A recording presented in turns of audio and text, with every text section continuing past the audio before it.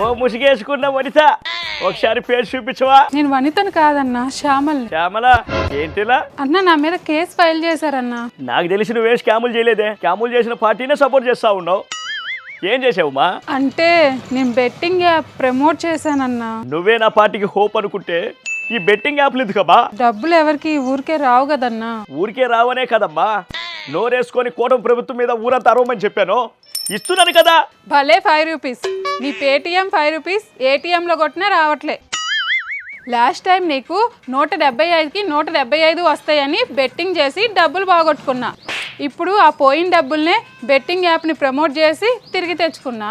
ఎన్నేళ్ళమ్మా jail శిక్ష? ఇంచుమించు 11 నెలలు అంటున్నారన్నా. 11 మంది దొరికారు, 11 నెలలు జైలు శిక్ష. అసలు నాకు ఈ 11కి ఏంట్రా ఇది? నీ పార్టీకి సపోర్ట్ చేసి పాపం చుట్టుకుంది నాకైతే. ఛీ!